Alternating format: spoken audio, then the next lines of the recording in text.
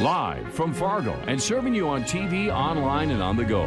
This is Valley News Live at 5:30. It's been a little dicey for some people around the region today, but it seems like most of the stormy weather has moved through. To be sure, let's double check with Hutch in your no-wait weather. Hutch. Beautiful blue skies showing up on the Valley Skycam right now. And earlier in the afternoon, we had a tornado watch for our Lakes counties. That has been dropped for most of the area as the risk has really shifted off to the south and to the east. Here's a look at storms this afternoon. And those little icons you see there, reports of severe weather in the form of large hail and even some wind damage, mainly from Grant County out towards eastern Otter Tail and Wadena counties. And take a look at this hailstone in Donley, Minnesota, just south of Herman in Grant County, reported to be golf ball size. Storms have exited Wadena County and it looks high and dry with temperatures very comfortable in those 70s for the evening. We'll be clear and we'll be quiet, but by morning, once again, some scattered showers and storms are in the forecast. Melanie, I'll have details on when and where we're expecting that and a look ahead toward the rest of your 7-day planner. Yes, but a nice evening, though, it sounds like, to get outside. Beautiful, and everybody's necks are up watching all these planes flying around. They Isn't really it fun? Are. Yes. Yeah. Thank you, Hutch. You bet. Fargo Police are celebrating an achievement they haven't seen in decades. They're currently fully staffed. And while this means the department can cut back on overtime pay, Valley News Team's Veronica Marshall finds out why it's also a win for the entire community. Went on a ride along and immediately fell in love with everything that I learned on that ride along. For Travis Berger, it started in high school. And since then, his love for local law enforcement has only grown. The biggest thing is the service aspect, just being able to come and make a difference in my community and to be able to provide that assistance to people that are in need. Now, he's one of Fargo's 181 police officers. And while that's a dream for him, it's also an accomplishment for the department. This is the first time Fargo's police department has been fully staffed in about 2 decades. And it's also the only department in our area currently at full strength. We currently have one open position for a patrol officer. Right now we have about 25 applicants for that one spot. This interest in law enforcement careers represents a change. Over the past few years, police forces have seen a decline in applications. But now, amidst the surge, both departments say having a large pool of candidates and a full roster benefits the entire community. If we can hire an officer who has experience someplace else, that impacts the community. There's less cost in training, less time on the road for training, and then having that experienced officer show up at your door is a benefit to the community members. Going to those community block parties, stopping in at the lemonade stands and talking with children and doing those kind of things where if we were understaffed and really busy, we aren't going to be able to do that kind of stuff because we're going call to call to call. So after years of working overtime due to being understaffed, Berger says it's nice to have the time to enjoy his dream job. In Fargo, Veronica Marshall, Valley News Live. We spoke with Moorhead Police about their staffing situation. Due to injuries, retirements, career changes, and candidates in training, that department is currently down about 10% of its workforce. An attempt to cash a fake check at a Fargo bank led to the arrest of 5 people who police say are part of a regional crime ring. Amy Murray, Jordan Earring, Randy Fritz, Mara Ramirez, and Michael Bowman were all arrested on several counterfeiting charges. According to a Facebook post from Fargo PD, these 5 have cashed several fake checks throughout Fargo, Moorhead, and Grand Forks. All of the suspects are from Fargo or West Fargo, except for Bowman, who had no listed permanent address. It's time to take a look at this week's Valley's Most Wanted. Police say 27-year-old Holly Shower is wanted for theft and probation violation on a drug charge.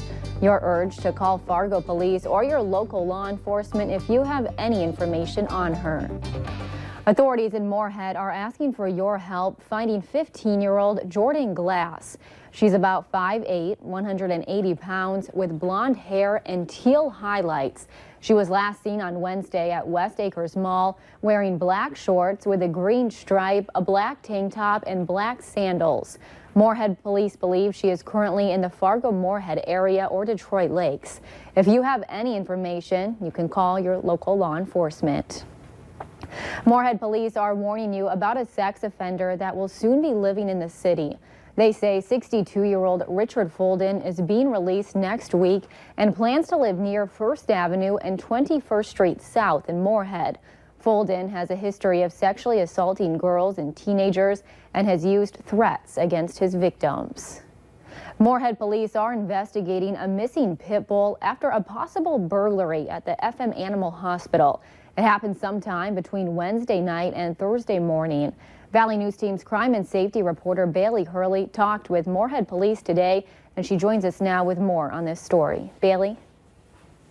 Thanks, Melanie. Now, police say that the dog was here at the hospital when employees left for the night on Wednesday, but when they returned early Thursday morning, the pup was nowhere to be found.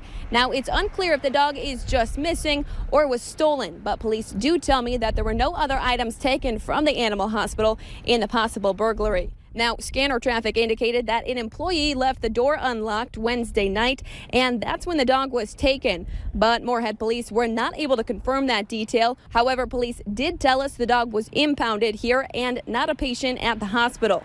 Captain Derek Swenson couldn't give me too many more details, saying that this is a very active and open investigation.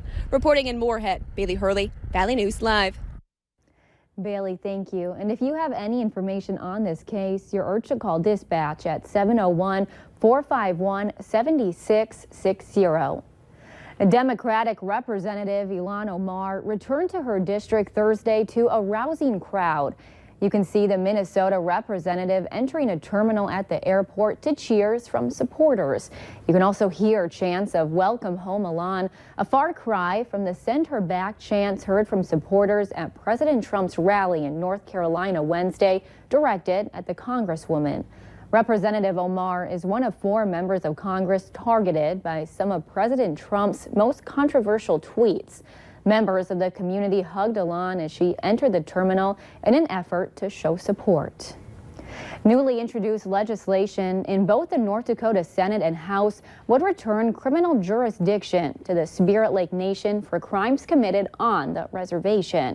The legislation would repeal a federal law that authorizes the state to prosecute certain crimes committed by or against Native Americans on the reservation. Senator Hoeven's office pointed out in a release today the Spirit Lake Nation has its own tribal court system and law enforcement. They were hopeful today was the day, but no dice. We're told the equipment needed to fix the traffic signals at the intersection of 45th Street South and 32nd Avenue in Fargo did arrive today, but they were the wrong items. The correct items are now expected on Monday, and crews are hopeful drivers will once again be able to use traffic signals for the Monday evening commute. Those traffic signals have been out since last Friday when a vehicle crashed into an electrical box. Police say to treat that intersection as a 4-way stop. The president welcomed astronauts Buzz Aldrin and Michael Collins, along with the family of the late Neil Armstrong, to the White House today in honor of the Apollo 11 moon landing anniversary. Aldrin and Armstrong landed on the moon 50 years ago, while Collins orbited overhead in the command module. President Trump called the historic landings one of the greatest achievements, and he is eager to get humans back into space, this time to Mars, a feat that NASA administrators say should come after astronauts make a second trip to the moon. We're in a position that we haven't been in for many, many years. And space to me is important for defense and offense, I guess you could say. But space to me is very important for defense. It's not just about going to the moon and going to Mars, because we don't know what we're going to find on Mars, but it's certainly a trip that's going to be very interesting. While in the Oval Office, Aldrin told the president he is disappointed that even more advancements have not been made over the last decade. And it attracts thousands of fans every year. The Fargo Air Show is back again this year with some new twists and turns. New pilots will be performing, but fans will still see their favorites, like the U.S. Navy parachute team and B-25 bomber. These performances will get your heart racing and leave you wondering how a plane can spin like that. When they fly over low, it seems like you can just reach up and grab them. I don't know how many feet above they are, but they're right there. I've watched the practice here for several years. The Fargo Air Show starts tomorrow at 9 a.m. at the Fargo Air Museum. For more information, you can head to our website, valleynewslive.com, and click on this story.